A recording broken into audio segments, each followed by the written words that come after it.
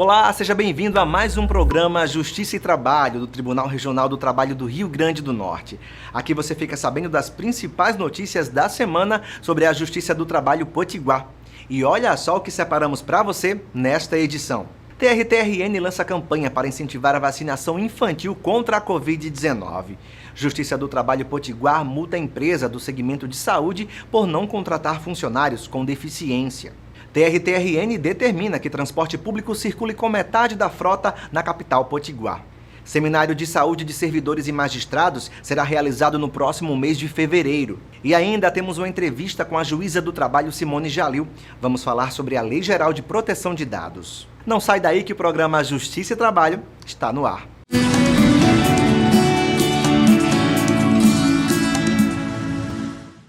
O Tribunal Regional do Trabalho da 8ª Região lançou na semana passada a campanha Minha Criança Vacinada, de incentivo à imunização de crianças contra a Covid em razão da situação da pandemia e do avanço de casos da variante Ômicron.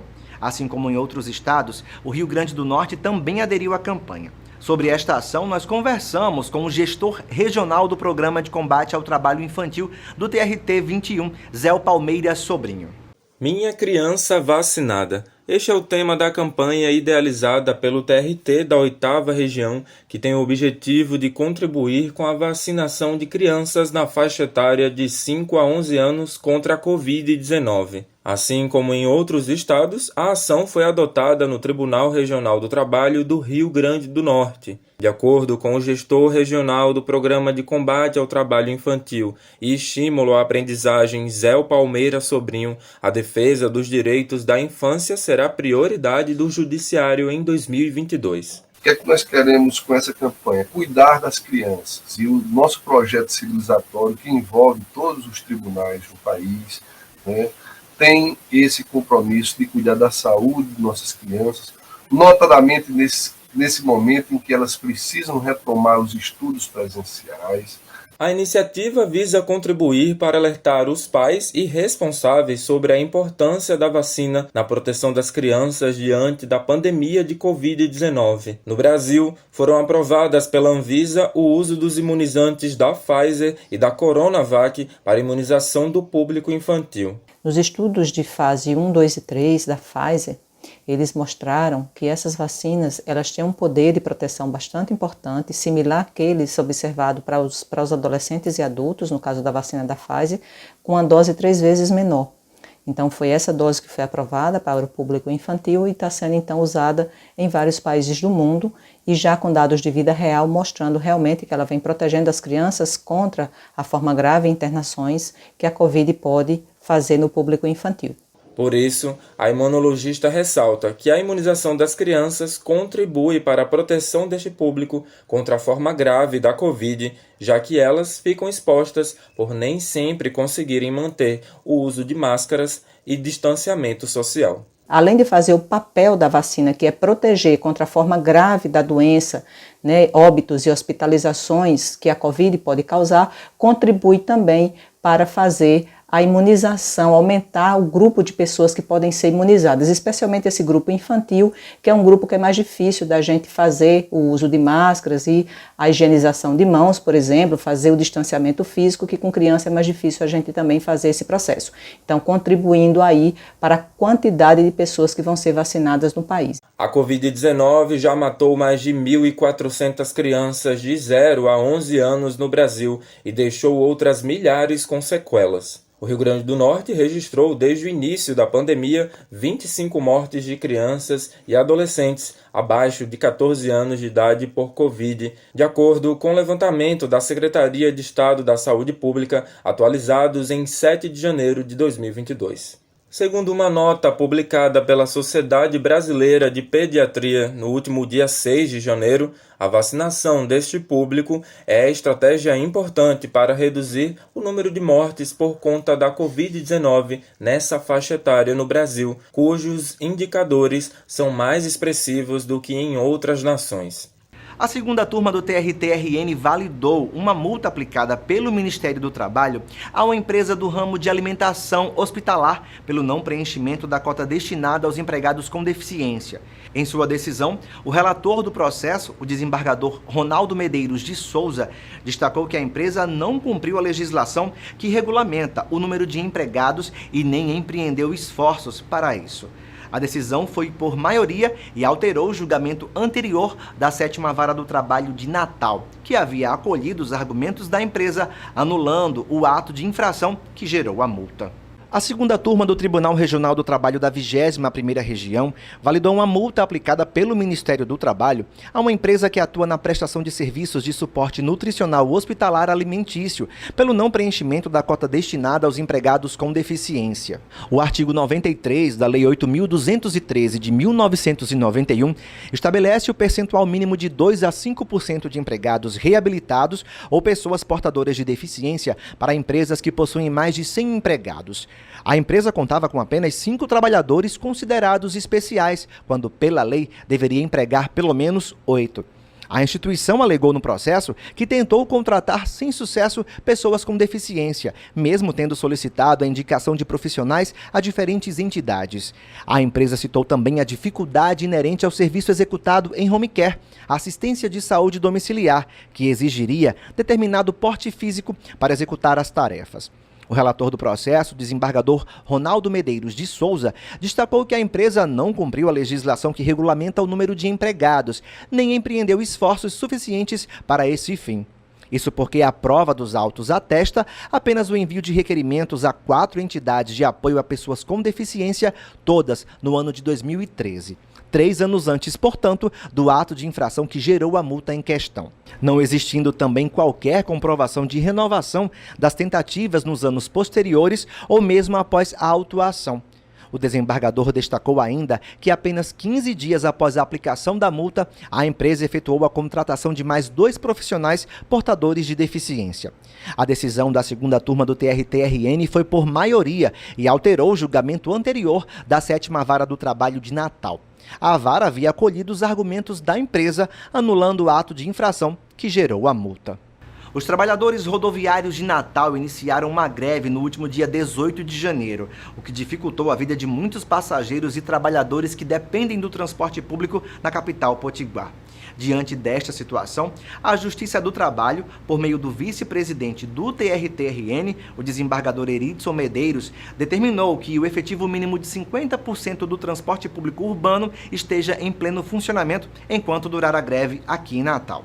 A decisão tomada pelo vice-presidente do Tribunal Regional do Trabalho da 21ª Região, desembargador Eridson Medeiros, no dia 19 de janeiro, determinou que um efetivo mínimo de 50% do transporte público urbano deve estar em funcionamento enquanto durar a greve dos rodoviários de Natal. A liminar atende parcialmente a uma ação coletiva com pedido de urgência pela suspensão da greve ou aumento da frota proposto pelo Sindicato das Empresas de Transportes Urbanos do município de Natal, após os motoristas de ônibus paralisarem o serviço. Já o Sindicato dos Rodoviários do RN cobra um reajuste salarial da categoria em cerca de 10%, além da reposição do pagamento integral do Vale Alimentação, que foi reduzido nos últimos anos. No último dia 18, da infragação da greve dos rodoviários, o Seturne, que é o setor, entrou com um dissídio coletivo de natureza de greve, pedindo, no mínimo, a fixação do percentual previsto em lei da greve, porque o transporte público é serviço essencial. Eles pediram, no mínimo, 70% ou 50%, e eu fixei em 50% diante da pandemia e a quantidade de pessoas que estão circulando nesse momento atrás de vacinas, exames. E aí eu fixei em 50%. Quando foi quinta-feira passada, nós tivemos, aliás, sexta-feira passada, nós tivemos, dia 21, uma audiência de mediação e eles chegaram a um consenso que foi levado à categoria dos rodoviários para aprovação. A greve dos rodoviários do transporte público de Natal iniciou no dia 18 de janeiro e complicou a vida dos passageiros que lotaram as paradas e passaram a conviver com ônibus superlotados com apenas 30% da frota. Já a decisão de suspender a greve veio após o desembargador propor, em audiência de conciliação com os empresários, o aumento da frota para 50%, além do pagamento do vale alimentação dos trabalhadores no valor de R$ 315.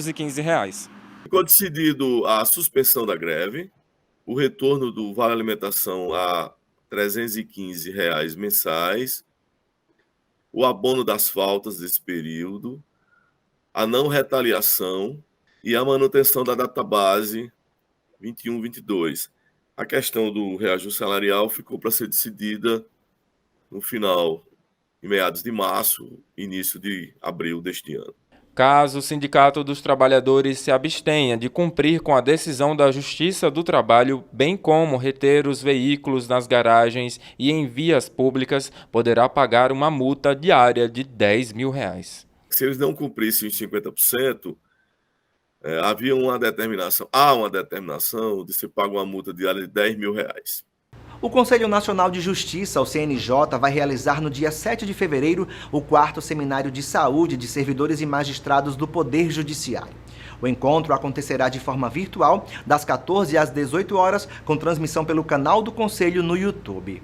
Promovido pelo Comitê Gestor Nacional de Atenção Integral à Saúde de Magistrados e Servidores do Poder Judiciário, o seminário vai apresentar os resultados obtidos na atualização da pesquisa Saúde Mental de Magistrados e Servidores no contexto da pandemia da Covid-19, realizada pelo Departamento de Pesquisas Judiciárias, o DPJ, do CNJ. Haverá ainda uma discussão sobre experiências de retorno às atividades presenciais e a resposta à Covid-19 no Brasil e no Poder Judiciário. Além de magistrados e servidores, o evento será aberto ao público em geral. As inscrições podem ser realizadas até o dia 6 de fevereiro, através do link que aparece na sua tela. Agora a gente faz uma pausa e na volta do intervalo tem uma entrevista com a juíza do trabalho, Simone Jalil. Nós vamos falar sobre a Lei Geral de Proteção de Dados e a campanha que o TRT-RN desenvolve acerca do tema. A gente volta já.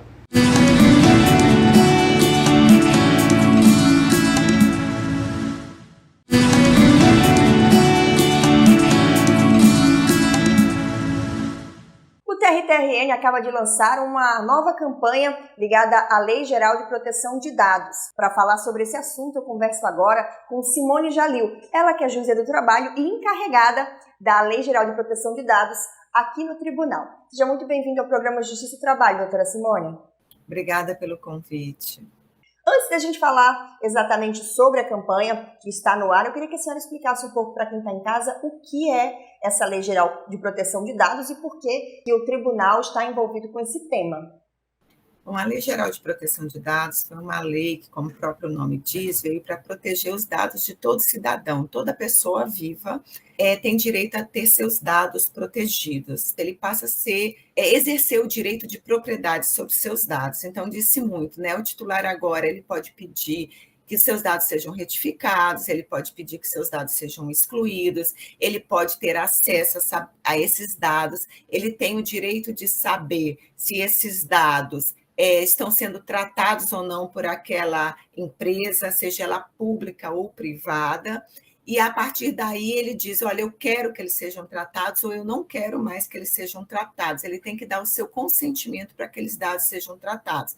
À exceção de algumas hipóteses legais que, por obrigação de lei, essa empresa tenha que tratar esses dados. Então, na realidade, a LGPD é uma lei geral que veio proteger os dados de todo cidadão.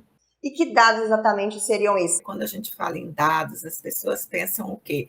Identidade, CPF, endereço, e-mail, mas nós temos outros tipos de dados que são assim relevantes e são até sensíveis. Por exemplo, seu tipo sanguíneo, sua biometria, né? E quando fala biometria, eu não estou falando só da digital, não. O rosto é biometria, o seu jeito de andar é biometria. Então, tudo que possa levar a você identificar a uma pessoa são dados, certo? Então, são dados identificados. Então, assim, se você puder chegar àquela pessoa através do dado fornecido, aquilo é dado pessoal. E como é que a instituição está lidando com com esse tema agora? Desde o final do ano passado, nós mandamos um plano de implementação da LGPD para o Conselho Nacional de Justiça e também para o Conselho Superior da Justiça do Trabalho.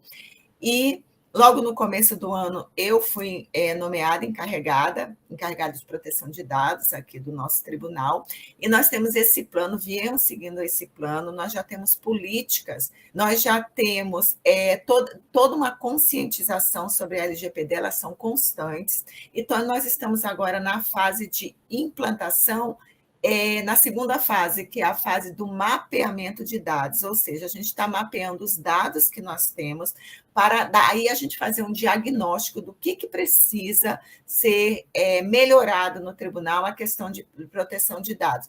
Então vamos falar agora sobre a campanha que está no ar, que vocês estão fazendo todas essas adequações com relação aos dados que o tribunal detém das pessoas, mas também há uma ideia de sensibilizar as pessoas da forma como elas se portam nas redes sociais, na internet como um todo, e como elas disponibilizam essas informações.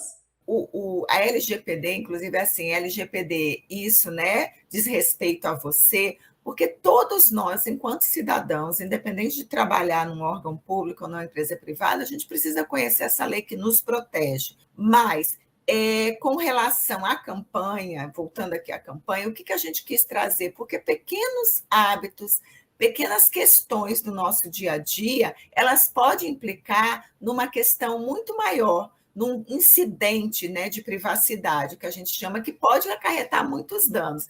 Então, o fato, por exemplo, nós trazemos ali a questão de compartilhar senhas. A gente não deve compartilhar senhas no nosso computador com ninguém, né? A questão que a gente fala ali de usar rascunho. Quem de nós nunca usou um rascunho, né? Virou aquela folha. Aí você olha, a folha está cheia de dados, de um reclamante, de um reclamado, de um servidor, de um magistrado. Então, assim, evitar aquilo, sabe? Então, assim, não saia e deixe sua tela. Às vezes você está tratando de um assunto ali que é extremamente... Os gestores, eles tratam os dados dos servidores, aí deixou a tela aberta, outra pessoa que passa ali vai ter acesso àqueles dados e pode trazer um incidente de privacidade.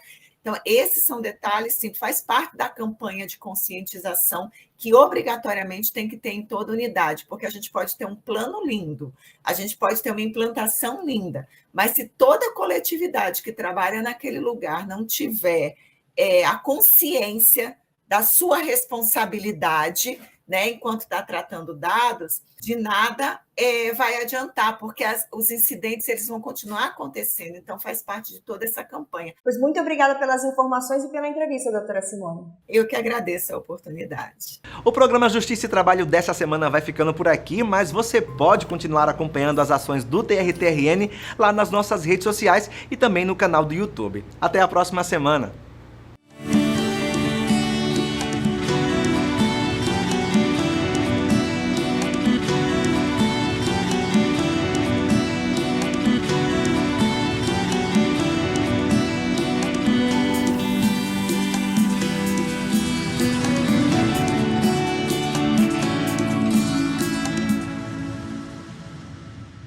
Thank you.